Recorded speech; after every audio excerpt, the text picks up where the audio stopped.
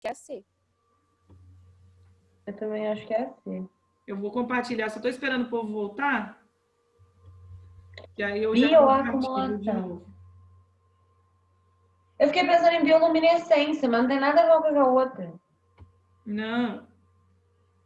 Aí depois eu fiquei pensando, nos corais tem algas em cima dos corais. As algas fazem fotossíntese. Mas não tem nada a ver, eu acho Gente, também. quando o povo chega, deixa eu comentar com vocês. Eu tenho um grupo de... Deixa eu até pausar aqui, que senão vai ficar gravando. Pausei a gravação, peraí. Acho que é eutrofização. Você acha que é eutrofização? Vamos O que entender é aqui. eutrofização? Galera, Eu não vamos sei, mas eu entender acho. o que significa isso. Peraí que esse negócio aqui de cima me atrapalha. Ó, Vamos lá. Eutrofização. o que a gente tem em cima de um coral? Algas. O que a alga faz? Fotossíntese. Fotossíntese, como a Lívia falou. Ok. Se você tem uma lama que está chegando naquela água e está deixando a água turva, a luz vai conseguir passar? Não. A alga vai Não. fazer fotossíntese? Não. Então, qual Não. letra vocês teriam que marcar? Letra A. Mentira. Olha só. A turbidez da água interfere diretamente no seguinte processo realizado pelos recifes de coral. Não está dizendo do coral. Quando fala recife de coral, você está falando num todo. É tudo que tem, né? Tá? Se fosse assim, realizado pelos corais, jamais seria fotossíntese, porque o coral não faz fotossíntese. Mas quando a gente fala o recife de coral, é ele num todo. Então, você está levando em consideração as algas que vivem em cima dele também. Eutrofização é parecido com isso.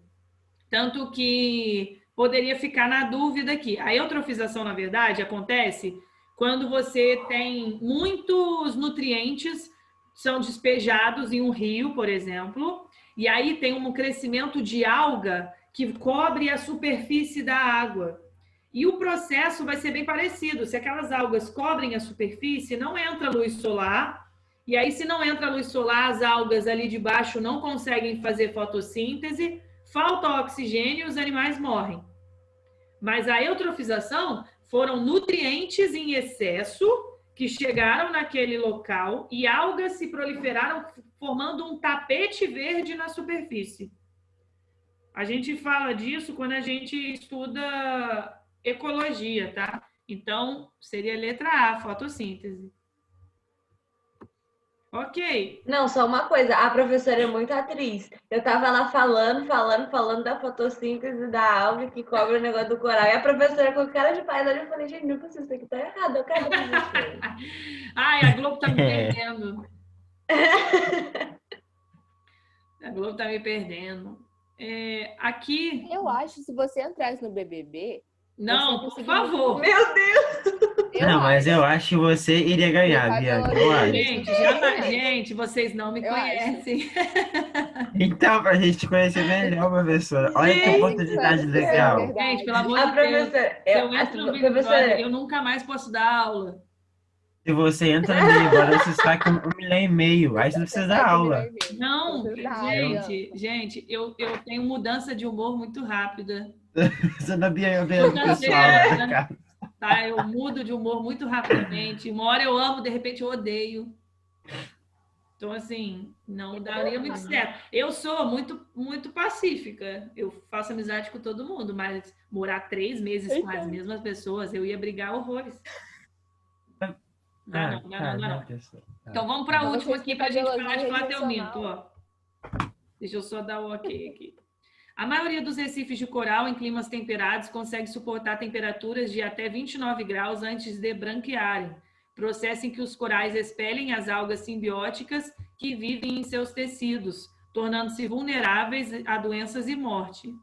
Corais dos recifes do Golfo Pérsico, no entanto, tipicamente toleram temperaturas de até 36 graus Celsius durante o verão, já que possuem mecanismos genéticos que os ajudam a sobreviver a essas temperaturas extremas.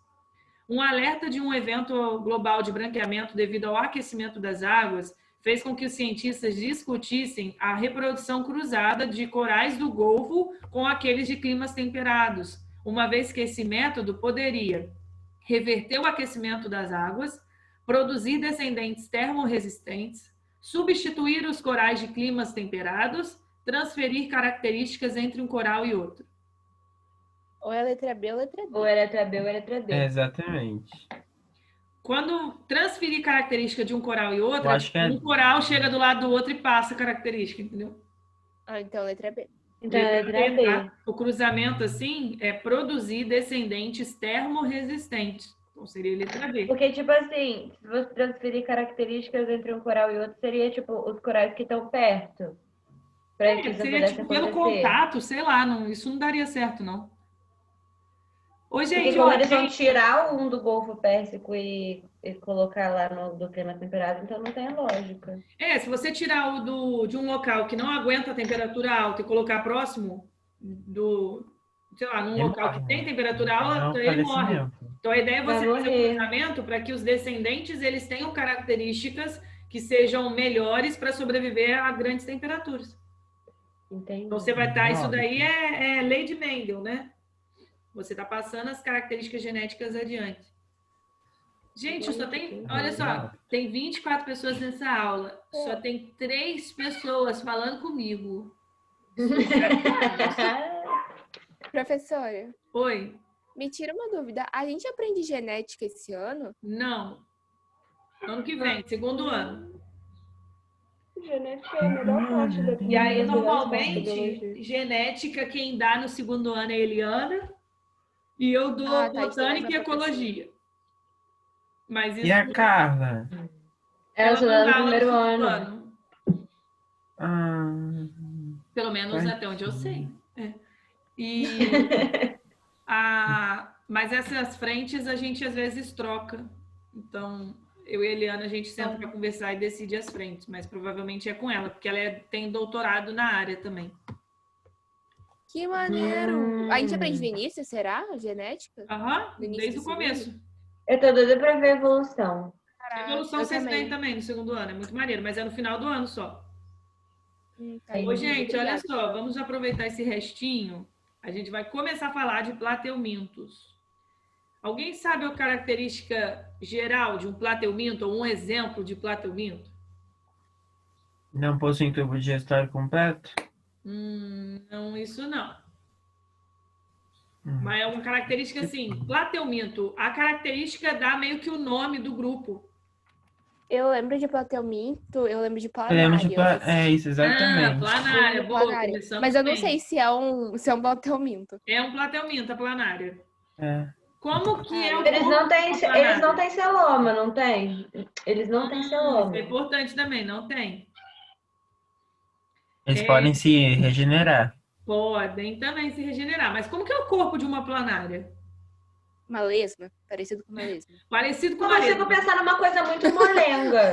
Cara, uma coisa É, uma coisa molenga. gelatinosa. Cara, eu Sei nunca lá. vi pessoalmente Parece uma uma planária, mas um amigo meu filmou, Eu sempre ele quis ver encontrou uma. várias planárias assim num lugar e eu fiquei doida, porque eu nunca vi uma planária. Olha Acho que eu só. nem tenho vontade de ver. Pensa numa Dá medo. planária, o corpo, a gente determina, né? Fala que os plateumintos são vermes de corpo achatado, dorso ventralmente. Dorso, parte de trás, ventralmente, parte de baixo. Dorso ventralmente quer dizer que eles são assim, ó, achatadinho. Então, essa é a Então, parece uma característica moeba. marcante do grupo total. Parece o quê? Uma moeba. Mas a massinha moeba colorida. é muito mais uma ameba mesmo, né? Ela não é achatada. Mas, gente, Ô, professora, Oi? É de você bater na moeba. levando em conta que o nosso livro está seguindo meio que uma ordem, tipo, de um menos evoluído assim para um mais evoluído, eu posso considerar que os plateumentos são mais evoluídos do que o quinidária, por exemplo. Então, a gente tem que ter cuidado quando a gente fala isso de evoluído, porque se ambos vivem atualmente, existem esses dois grupos, eles são muito evoluídos. A questão é que o plateuminto ele surgiu depois dos quinidários. Então, o certo é falar que os quinidários eles são mais antigos do que os plateumintos. É claro que a evolução, a gente tem que tirar da cabeça que a evolução acompanha um pensamento de complexidade. Tipo assim, quanto mais a gente... Vocês vão ver que isso realmente aconteceu. Disso que eu tô falando. Quanto mais a gente for ver os filos, vocês vão vendo que vão surgindo novas características que parecem ser mais complexas. Mas não quer dizer que, por exemplo, os mamíferos são os seres mais evoluídos de todos os outros grupos. Todos os outros grupos ainda vivem, ainda têm representantes, então eles são igualmente evoluídos. A questão é que os mamíferos podem apresentar... É a complexidade. Isso, podem apresentar órgãos mais complexos, novas características vão surgindo ao longo do tempo evolutivo, mas não quer dizer que sempre essas características serão complexas, podem ser características simples que antes não existiam. Isso a gente consegue visualizar um pouco melhor quando a gente termina de ver todos os filos, tá? Fala. Eles vão possuir digestão extracelular também? Dos platelmintos? Aham. E alguns... Eu na página 26. Eles são coloridos. Meu Deus. E alguns que são vermes, eles não têm nem tubo digestório, assim, não tem um sistema digestório. Vocês vão ver que tem características diferentes dentro do mesmo grupo. Então, eu vou mostrar aqui para vocês. Lembrando que esses slides, eles ficam disponíveis para vocês no Escola Web, tá? Uhum. Coloco lá. Então, ó, aqui temos alguns exemplos. Feio! De platelmintos. Feio nada. Não, aquele ali de baixo. Esse é lindo. Esse daqui é uma tênia. É a tênia solium. Ele é horrível. Parece uma casa, não parece uma casa. Ela causa uma doença, não é? Aquele coloridinho ali, é bonitinho. Teníase ou cisticercose. É a solitária, a que a gente fala que pode ter um verme solitário. Nossa, eu tenho pavor de teníase. Pavor. Que isso? Como assim? Eu fico vendo vídeo de cirurgia para arrancar esses negócios. Então, eu vejo também, mas eu repito todo dia. É uma das únicas coisas da medicina que eu não gosto de ver. Eu acho satisfatório. A minha irmã também não gosta muito de vermes, não. Ela é médica e aí ela não é muito chegada, não. Mas eu falava para ela que eu queria muito que ela pegasse alguém com verme assim e tirasse o verme e colocasse num pote com álcool para mim. Vai dar para você, né? Gente, eu queria levar para vocês isso. Sacanagem. Então vamos lá. Sacanagem. Não tá colaborando. Não tá me ajudando. Quando a gente fala dos platelmintos, existem 3 classes de platelmintos. Classe tubelária, que são platelmintos que não ficam presos, eles são livre-natantes, eles não são parasitas. Por exemplo, as planárias. Essa daqui é uma tubelária, uma planária. A planária é muito bonitinha, cara. Parece que ela tem 2 olhinhos, mas isso daqui não é um olho mesmo, isso daqui são estruturas fotorreceptoras. É como se fosse um comecinho de olho, tá? E a planária, ela é muito fofa. Nossa, eu vou mostrar vídeo de planárias. Eu queria ter planárias. A classe nematoda já são vermes que são parasitas. E aí são parasitas que podem estar dentro ou fora do corpo. Então, parasitas endoparasitas ou ectoparasitas. Endo dentro, ecto fora. E esses parasitas, eles têm ventosas. Quando eu falo ventosa, vocês conseguem entender que é aquela coisa que gruda, né? Uhum. A ventosa que ajuda a fixar o parasita no corpo do hospedeiro. Então, tem um parasita que é a facíola hepática e o esquistossoma mansoni, que é uma das doenças que o Enem mais gosta de colocar. Se não for cobrar diretamente sobre esquistossoma, vai cobrar tipo uma questão de doença e nas alternativas vai ter a opção da esquistossomose. O Enem adora esquistossomose. Enem gosta de dengue, doença de Chagas, esquistossomose, leishmaniose às vezes, mas esses 3, Chagas, esquistossomose e dengue, é o que mais cai. E a classe cestoda são vermes também que são endoparasitas, que tem um corpo bem fino, assim, e dividido em partezinhas e longo. É o exemplo da tênia. Então, aqui está mostrando uma pessoa pegando com uma pinça de laboratório uma tênia. E tem 2 tipos de tênia, dependendo de onde que ela está parasitando, o hospedeiro, né?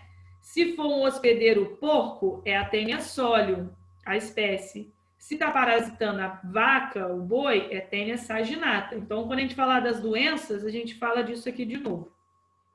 Então, tem essas 3 classezinhas aí para a gente estudar. Só que antes da gente dar uma olhadinha sobre as doenças e tudo mais, vamos falar sobre as características gerais. E nesse momento, vocês vão ver que eu vou focar bastante na planária, porque a galera gosta de usar a planária como modelo dentro dos plateumintos. Então, tem muita questão que cobra sobre elas, mas não quer dizer que diretamente todos aqueles organismos que estão naquelas 3 classes, eles têm todas essas características, tá? Então, se eu estou cobrando características gerais, a gente leva em consideração da planária, mas quando tiver as características particulares de cada um, aí eu vou comentar com vocês. Então, geralzão, eles podem ser livres ou ser parasitas obrigatórios. Os parasitas obrigatórios quer dizer que se você tira uma tênia de dentro do intestino humano ou de dentro do porco ou do boi, ela não sobrevive, ela precisa estar dentro de um hospedeiro. Mas alguns plateumintos não precisam de um hospedeiro, né? A característica que eu falei para vocês aí, ó, corpo achatado, dorso ventralmente. Então, se você olha uma planária, ela está achatada. Se você olha uma tênia, ela é achatada. Se você olha uma fascícula hepática, ela é achatada. O esquistossoma mansoni, que parece que não é tão achatado assim, ele tem um corpinho um pouquinho diferente. Eu vou mostrar para vocês. São organismos triblásticos, então essa é a grande novidade evolutiva, né? Vocês lembram como que eram os quinidários? Sim, eles só tinham 2, endoderme e ectoderme. Isso, eles só tinham endoderme e a ectoderme. Agora, a partir dos plateumintos, eles têm ectoderme, mesoderme e endoderme. Era disso que eu estava falando, na questão de ser mais complexo. Entendi. Eu entendi. Eu confundi com o negócio evoluído. Porque às vezes, assim, é porque isso é meio difícil a gente falar, né? Porque surgiu depois evolutivamente, então tem novas características, então parece que ele é um pouquinho mais complexo, sim, mas é só para não confundir, que achar que toda vez que evolui para uma característica mais complexa, não necessariamente, tá? Sim, eu até anotei aqui. Isso. Tem até uma questão de prova falando justamente disso. Eu tenho que ver, eu não lembro qual. Cara, eu acho isso muito doido. Eu já fiz tanta questão de vestibular que minha cabeça virou um arquivo de questões. Só que eu nunca lembro de onde que é. Só, tipo, o ERG, Enem... Eu só lembro a questão. Eu lembro. Eu lembro assim, essa questão caiu no Enem em 2017. Às vezes eu lembro. Mas... eu lembro das questões, assim, aí às vezes eu quero procurar essa questão, eu fico, gente, de onde que é? Eu não lembro. Mas eu acho que foi do Enem, essa, falando sobre evolução, e tinha lá a opção de que a evolução sempre produzia organismos mais complexos, com estruturas mais complexas. Isso estava errado e muita gente marcou essa. Enfim. O que a Lívia tinha comentado, acho que foi a Lívia que falou que eles são acelomados. Sim, são acelomados. Dá uma olhada no corte aqui da planária, né? Você encontra a epiderme, que veio da ectoderme, a mesoderme ocupando aqui e o tubo digestório já direto da endoderme. Não tem nenhum espaço, né? Então, tudo preenchido. Então, por isso que eles são acelomados, não tem o celoma. E essa imagem me mostra... voltamos no celoma. Oi? É porque deu uma discussão quando a gente foi aprender celoma, porque eu não entendi de jeito nenhum que raio que era o celoma. E o que vocês entenderam? E voltamos ao celoma. É complicado essa parte. Até eu acho complicado. Mas eu fui pelas imagens. Eu associo as imagens de acelomado, parcialmente celomado e com celoma. Tem uma diferençazinha na imagem. Não, eu também confundo isso às vezes, até hoje, tá? Celoma, eu entendo como um espaço, uma cavidade que pode ser preenchida, por exemplo, por órgãos depois. E aí, às vezes... É exatamente isso. Por exemplo, nós como se fosse celomados. um saquinho do Papai Noel, só que com um órgão. Isso, eu penso mesmo. nisso. Mas é difícil a compreensão mesmo, eu entendo. Eu sempre associo também com o fígado. Sempre associo com o fígado. Quando vai fazer transplante de fígado, aí tira, né? Aí fica meio que uma películazinha em volta. Aí essa películazinha em volta seria o celoma. Eu sempre associo assim. Isso. Não, mas é meio difícil mesmo. Isso não é só com vocês, não, tá? Isso é difícil de entender. Quando a gente fala da simetria, a simetria é bilateral. Isso quer dizer que se eu dá uma olhada nessa imagem. Se eu corto a planária no meio, um lado é idêntico ao outro. tá? Isso com os outros plateumintos também. O esquistossoma não muito, mas é meio que uma característica geral dos plateumintos, né? E aí, vamos falar do sistema digestório. O sistema digestório é incompleto, então só tem boca, não tem ânus. As excretas vão sair, pelo menos as excretas do sistema digestório vão sair pelo mesmo local por onde entrarem. As planárias têm uma faringe protátil. Dá uma olhada aqui, a faringe dela, ela vai para fora mesmo. A boca está aqui e a faringe vai para fora. E ela tem uma digestão extracorpórea. Ela lança as enzimas no substrato, aí as enzimas vão digerindo e depois ela meio que suga aquilo como se fosse um canudinho. Ah, mas os outros plateumintos têm isso? Não, não tem essa faringe protátil. Vocês vão acontece aquela mesma coisa, como eles só têm boca, eles liberam tudo que eles comem pelo mesmo lugar que entrou? Isso, mas eles liberam restos da digestão, porque vocês vão ver que algumas excretas vão sair de outra forma. Então pode sair por aqui também. Mas assim, quando a gente fala dos vermes, os parasitas, eles não vão ter boquinha, tá? Não vai ter esse tubo digestório assim. As tênias, elas absorvem os nutrientes. Pensa numa solitária, ela tá lá no intestino. No intestino já teve a digestão dos alimentos e chegou até a parte de nutrientes. Ela se prende dentro do intestino e ela absorve, como se fosse através da pele dela, do corpo todo, ela absorve os nutrientes para dentro do corpo. Então não tem boca, não tem sistema digestório. Os nutrientes, eles passam diretamente para dentro. Então ela vai absorver esses nutrientes por difusão? No caso isso que eu tô pensando, dos você podia parasitas, tá? Os parasitas, os que ficam do lado de dentro do corpo, é tudo por difusão. Não tem boquinha, não tem sistema digestório. Então, por isso que a galera usa o exemplo da planária para falar dos plateumintos, né? Então, falando da planária, digestão extra e intracelular, porque, extra, se as enzimas saíram no substrato, tá quebrando fora da célula. Depois, quando ela absorve aquilo, o resto da digestão vai terminar dentro das células. Então, por isso que é extra e intracelular. As planárias são carnívoras, são necrófagas, podem se alimentar de matéria morta, sabe? Seres mortos já. E uma coisa maneira, assim, elas conseguem achar então, onde que tá... Oi?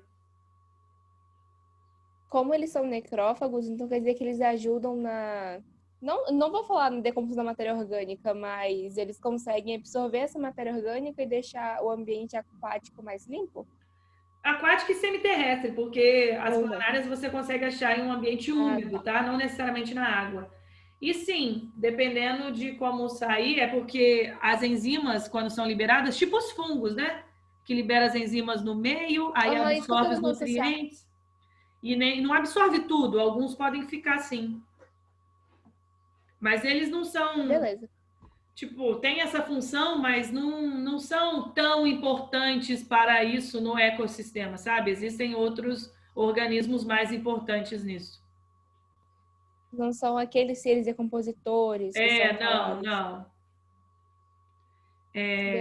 Então, assim, as planárias, elas conseguem achar onde que está o alimento por quimiorreceptores.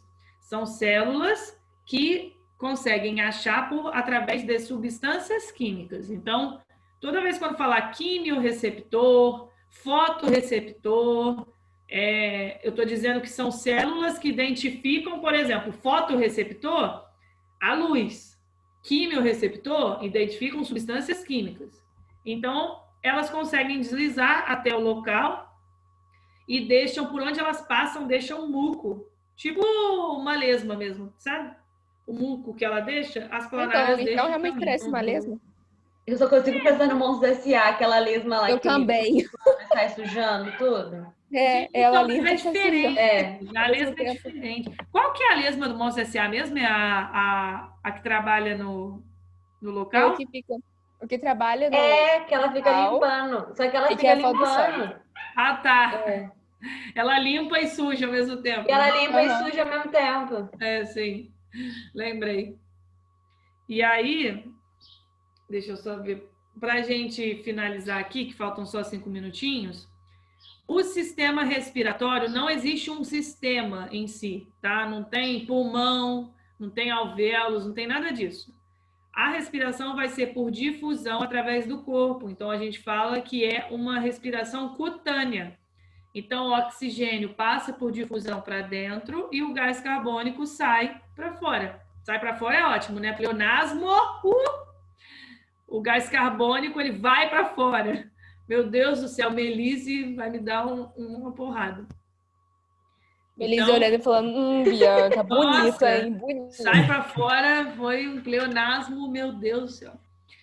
Então, o sistema respiratório é por difusão, bem simplão, tá? O sistema excretor agora já vai ter uma célula.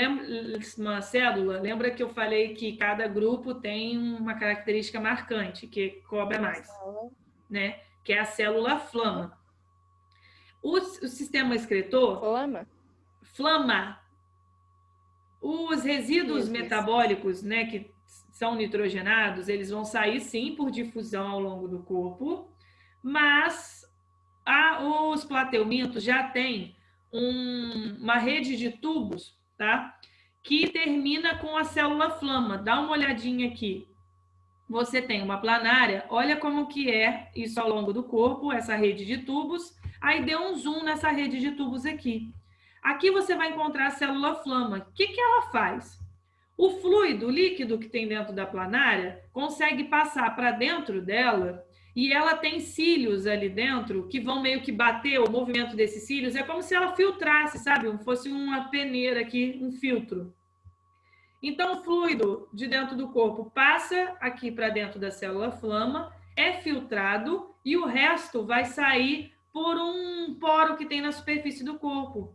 Então, ela tem várias células flamas ao longo do corpo e vários porinhos, né? Várias aberturinhas minúsculas para colocar para fora as excretas.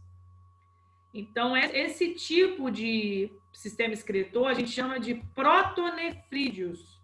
É uma rede de túbulos com células terminais que tem a vários flagelos. E essa célula terminal aqui é chamada célula flama. Vê se todo mundo entendeu aí da célula. Para a excreção, professora?